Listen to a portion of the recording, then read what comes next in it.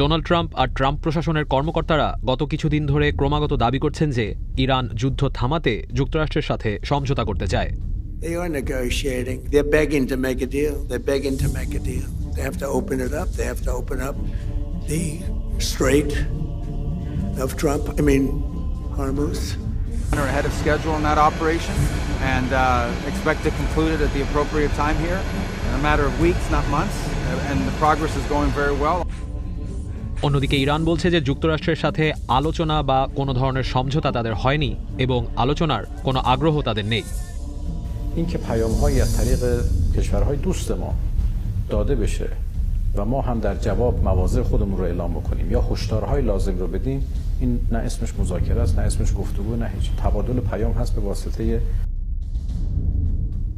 আবার ইয়েমেনের হুথিরাও সম্প্রতি ঘোষণা দিয়েছে যে ইরান ও তার মিত্রদের উপরে হামলা বন্ধে কূটনৈতিক আলোচনার পথ অবলম্বন না করা হলে মধ্যপ্রাচ্যে আমেরিকা ও ইসরায়েলের মিত্র দেশের উপরে হামলা করবে তারা।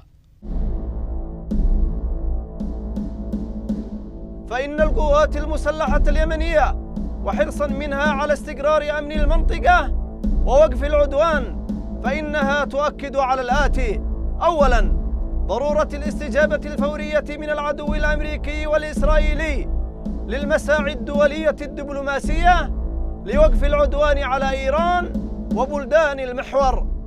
এসবের মধ্যেই মধ্যপ্রাচ্যের বিভিন্ন দেশে চলমান রয়েছে সামরিক হামলা। ইসরায়েল আর ইরান এক দেশ আরেক দেশের ওপর দফায় দফায় হামলা চালিয়ে যাচ্ছে।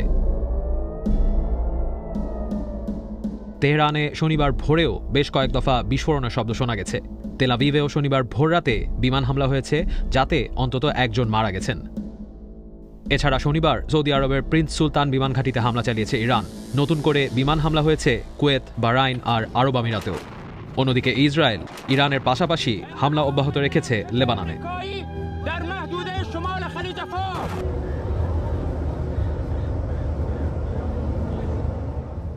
গত এক মাসে ইসরায়েল আর যুক্তরাষ্ট্রের হামলায় ইরানে অন্তত ১৪৬৪ জন বেসামরিক নাগরিক মারা গেছেন বলে বলছে যুক্তরাষ্ট্রভিত্তিক মানবাধিকার সংস্থা human rights activist news agency. এদের মধ্যে অন্তত ২১৭ জন শিশু রয়েছে বলেও দাবি করছে তারা। ইসরায়েলি ডিফেন্স ফোর্সেস আইডিএফ জানিয়েছে গত এক মাসে ইরানে ১২,০০০ বোমা ফেলেছে তারা, যার মধ্যে শুধু তেহরানেই ৩৬০০র বেশি বোমা নিক্ষেপ করা হয়েছে। এই সময় যুক্তরাষ্ট্রের সেন্ট্রাল কমান্ড ইরানের ৯,০০০-এর বেশি লক্ষ্যবস্তুতে হামলা চালিয়েছে বলে জানিয়েছে।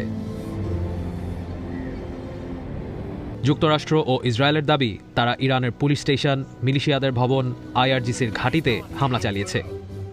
কিন্তু অধিকাংশ ক্ষেত্রেই এসব স্থাপনা বেসামরিক অঞ্চলে হওয়ায় বেসামরিক নাগরিকদের হতাহতের ঘটনাও ঘটেছে। বেসামরিক স্থাপনা, স্কুল, হাসপাতালে হওয়া মার্কিন হামলাকে যুদ্ধাপরাধ হিসেবে উল্লেখ করে জাতিসংঘের হিউম্যান রাইটস কাউন্সিলে অভিযোগ করেছে Iran. Targeting Shajara Tayyib school was a war crime and a crime against humanity, one that demands unequivocal condemnation by all and unambiguous accountability for the culprits. This atrocity cannot be justified, cannot be concealed, and must not be met with silence and indifference.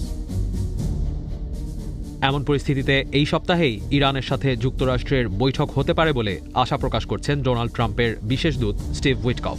তবে Iran বলছে যুক্তরাষ্ট্র ইরানের বন্ধু দেশগুলোর মাধ্যমে গত কিছুদিন ধরে তাদের কাছে বার্তা পাঠালেও এখনই সমঝোতা বা চুক্তির কোনো প্রশ্ন উঠছে না।